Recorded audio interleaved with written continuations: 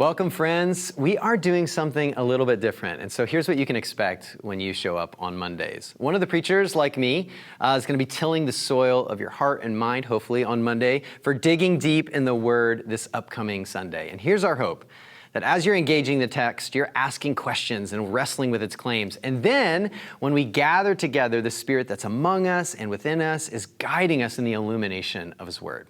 Okay, so let's take a look at the text. We are now back in the gospel account of John. So let's remember where we have been. John chapter 1 is this massive breaking in of the Word made flesh. And the gospel writer of John, he comes with this distinct kind of witness over against the three other gospel witnesses. Not that he's contradicting, but he comes with a unique lens where God's glory in Christ is exploding from the very beginning.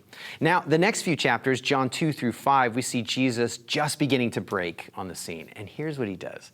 He turns water into wine at a wedding. He's flipping tables at the temple. He's training theologians. He's chasing the forgotten and challenging elites. And now, Jesus turns his attention to the abused and abandoned people of Israel.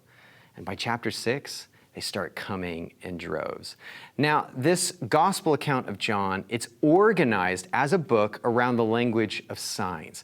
Each sign reveals something astounding of the glory of God in Jesus. And the first sign we have here has to do with bread. He feeds 5,000 men, which means a lot more people than just 5,000 people. And with 5 loaves and 2 fishes, he feeds this massive group. And look at God, right? This is a massive sign. And we think that's the sign. It is, kind of. But what he says next is where it's all going. Jesus had a way with words to make people feel really, really, really uncomfortable. Bread was just pointing to Jesus as the true satisfaction, the true bread of life. But what do we do with this? I mean, what do we do with this kind of Jesus? Well, here's what I want you to do this week. I want to encourage you to think about that as you come to Sunday. And specifically, like, where do you feel unsatisfied? And what are you looking to satisfy you there, where you have that hunger or that ache for more?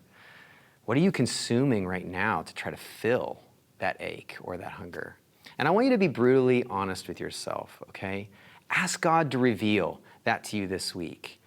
Then when we come together, let's see what Jesus has to say about that hunger. Sound good? Well, let's put the formed back in biblically informed.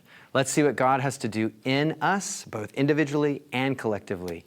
I'm truly excited. Much love in Jesus, to all in Jesus, as always.